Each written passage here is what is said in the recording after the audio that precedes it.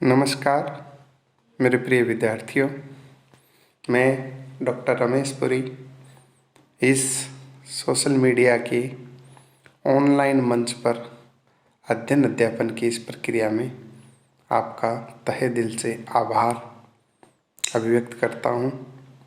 आज हम हिंदी साहित्य के एक महत्वपूर्ण बिंदु रस के बारे में हम अध्ययन करेंगे। रस काव्य अनुशीलन में रस का क्या भूमिका है, रस किसे कहते हैं, रस के क्या क्या प्रकार हैं, रस के क्या अंग हैं एवं रस के स्वरूप के बारे में हम अध्ययन करेंगे। और भारतीय साहित्य शास्त्र में कौन कौन से रसों को मानक स्तर पर माना गया है उसका भी हम अध्ययन करेंगे। आइए चलते हैं।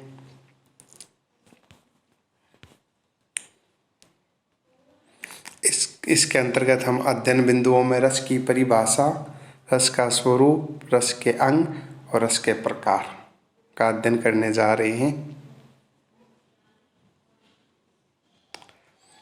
जैसा कि आप अपनी स्क्रीन पर देख पा रहे हो, रस का शाब्दिक अर्थ है निचोड़, अर्थात हम किसी वस्तु को निचोड़ने के बाद उसमें से जो चीज़ हमारे को प्राप्त होती है उसे हम रस रूप में परिणित करते हैं। उसी प्रकार काव्य के अनुशीलन अर्थात काव्य को सुनने एवं काव्य के वाचन में हमें जिस प्रकार के आत्मिक आनंद की प्राप्ति होती है, भाव जगत की, कला जगत की, वो ही रस है। काव्य में जो आनंद आता है वही काव्य रस है। काव्य में आने वाला आनंद अर्थात रस लौकिक न होकर के अलौकिक होता है।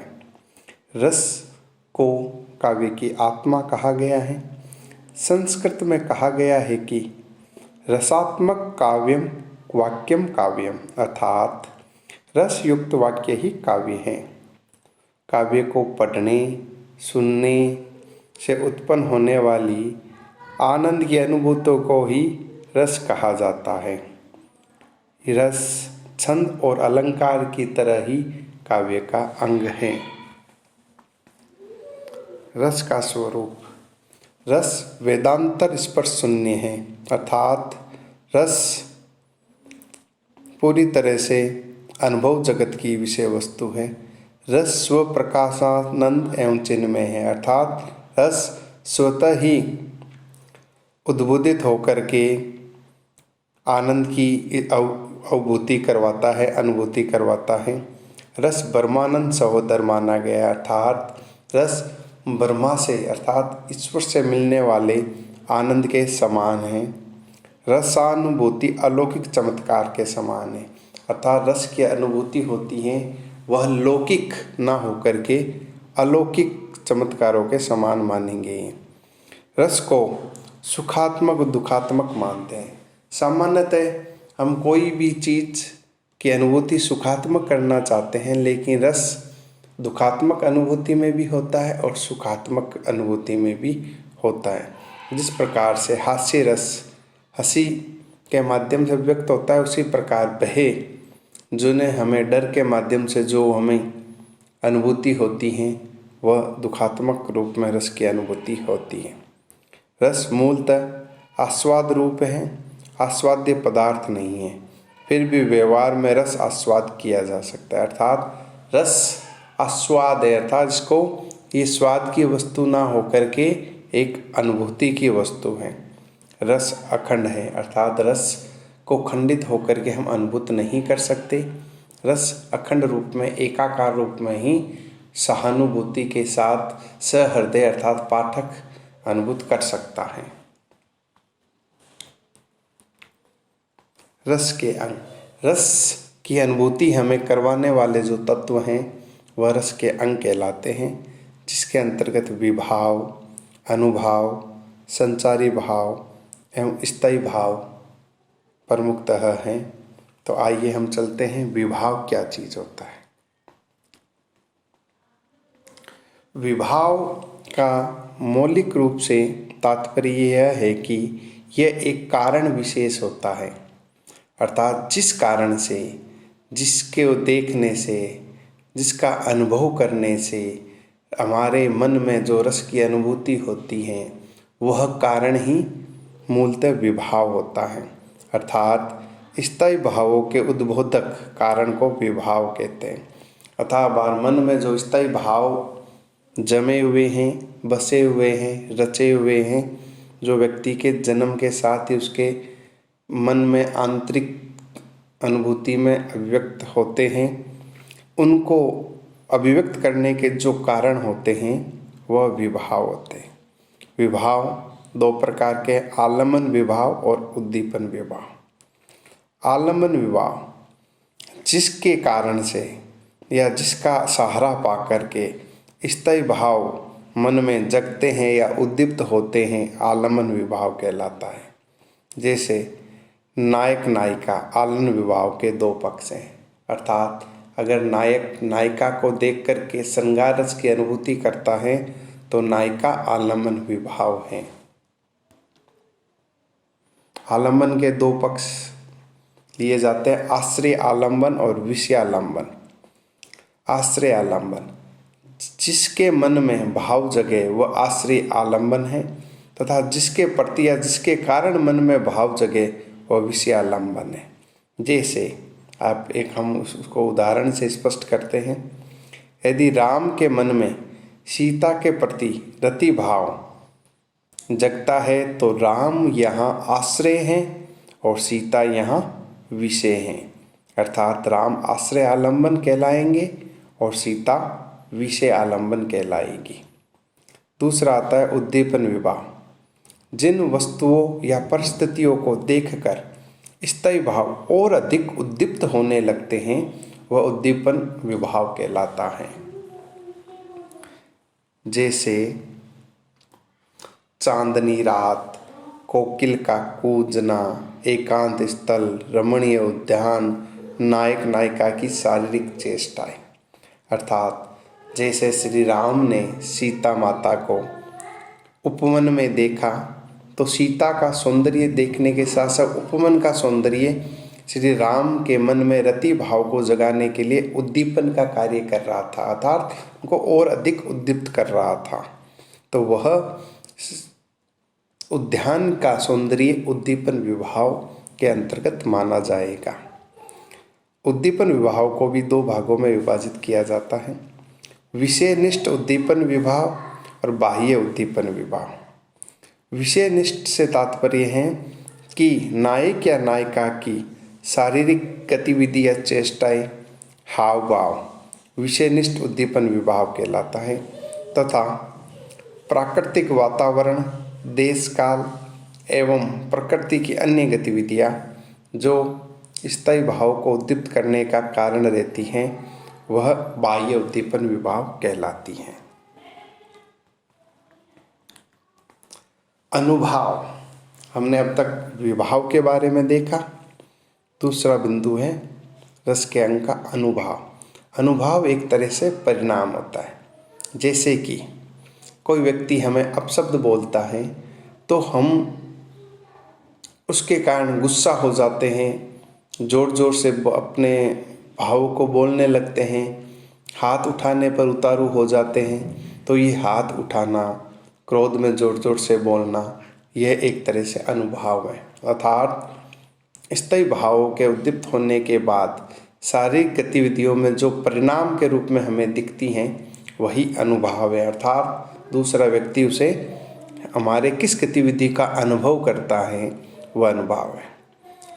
मनोगत अर्थात मन में उत्पन्न भावों को व्यक्त करने वाली शारीरिक प्रक्रिया अनुभाव कहलाती है।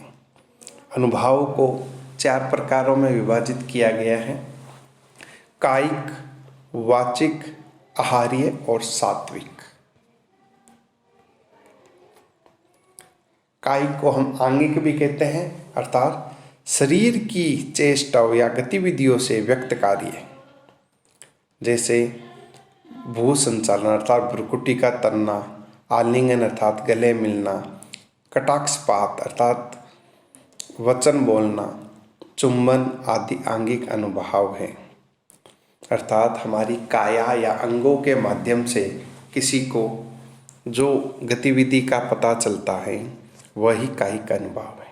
वाचिक हमारे वचनों के द्वारा हमारे मनोभावों का अभिव्यक्ति इसमें होती है। इसे मानसिक अनुभव भी कहा गया है। सात्विक अनुभव ये अंतःकरण की वास्तविक दशा के प्रकाशक होते हैं, अर्थात सत्व से उत्पन्न होने के कारण इन्हें सात्विक कहा जाता है। अर्थात इसका तात्पर्य ये ले सकते हैं, जो स्वतः ही हमारे मन से उद्दीप्त होकर के परिणाम दशा तक पहुँचते हैं, वह सात्विक है। इनके कुल 8 भेद माने गए हैं।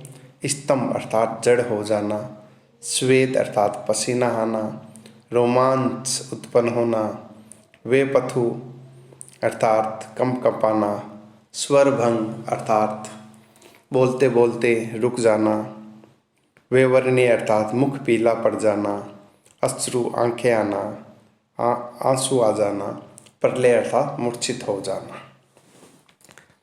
आहार्य अनुभव, आहार्य मतलब कृत्रिम अनुभव के रूप में कहा गया है। इसे नायक नायिका के द्वारा पात्रानुसार वेशभूषा अलंकार आदि को धारण करना अथवा देश काल का कृत्रिम रूप में उपस्थापन करना आर्य अनुभव है। जैसे कि हमने देखा होगा कि सर्कस में एक जोकर दिखाई देता है, वो अपने मुंह पर विभिन्न प्रकार के अलंकरण किए रहता है और जिस प्रकार के कपड़े पहने रहता है वो स्वतः ही हंसी उत्पन्न करवाता है। तो उस बाहर से जो चीज़ उसके शरीर पर धारण की गई है, जिसे हम अनुभूत कर रहे हैं, वह आहार्य अनुभव के अंतर्गत आता है। स्थायी भाव, यह रस दशा में पहुंचाने के लिए जिनका महत्वपूर्ण योगदान है वो स्थायी भाव। यह वह भाव हैं जो मन में स्थायी रूप से स्थापित रहते हैं। इन्हें किसी अन्य भाव के द्वारा नष्ट नहीं किया जा सकता है। प्रत्येक रस का एक स्थायी भाव होता है, अर्थात कुल स्थायी भाव की संख्या 9 है, क्योंकि रसों की संख्या भी 9 है। भरत मुनि ने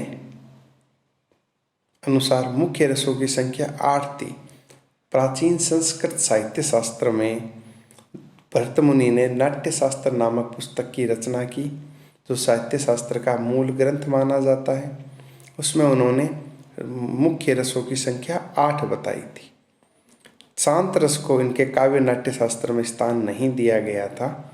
मूल रूप से रसों की संख्या अब वर्तमान में शांत को मिलाते हुए 9 मान ली गई है, जिसमें श्रृंगार को रस राजा कहा है, अर्थात सभी रसों में शिरोमणि सर्वश्रेष्ठ श्रृंगार रस को माना गया है। किंतु बाद में हिंदी के आचार्य द्वारा वात्सल्य भागवत रस को भी मान्यता दे दी गई या उसको रसों की श्रेणी में मान लिया गया।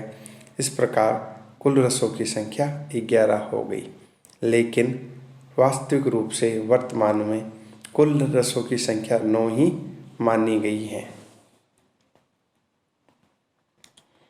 रस के प्रकार एवं उनके स्थायी भाव,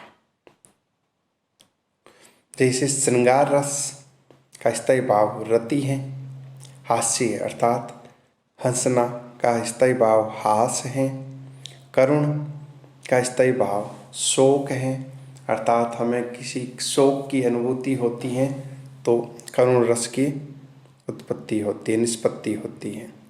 रौद्र का स्थायी भाव क्रोध है, वीर रस का स्थायी भाव उत्साह है, भयानक रस का स्थायी भाव भय है, विभत्स रस का स्थायी भाव जुगुप्सा है, अर्थात घृणा। जैसे कि युद्ध भूमि में सिर कटे हुए नरकंकालों को, चित्त विक्षिप्त जानवरों को देख करके हमारे मन में जो घृणा उत्पन्न होती है, जिसे हम हिंदी के शाब्दिक अर्थ में जुगुप्सा भी कहते हैं, उससे हमारे मन में जो अनुभूति होती है वो विभत्स रस कहलाता है। अद्भुत मतलब आश्चर्य का स्थायी भाव विस्मय है, शांत रस का स्थायी भाव निर्वेद है, वात्सल्य रस का स्थायी भाव वत्सलता अर्थात अपने पुत्र या पुत्री के विषयक रति भाव, भक्ति का स्थायी भाव है ईश्वर विषय रति भाव। तो आज हमने रस का स्वरूप, रस के अंग तथा रस एवं रस के स्थायी भाव के बारे में देखा। आगे हम इसी रस का भाग 2 में अध्ययन करेंगे संसारी भाव एवं रस, प्रत्येक रस के अलग अलग स्वरूप के बारे में। आज के लिए इतना ही। आप सभी का पुनः हृदय की असीम गहराइयों से बहुत बहुत धन्यवाद।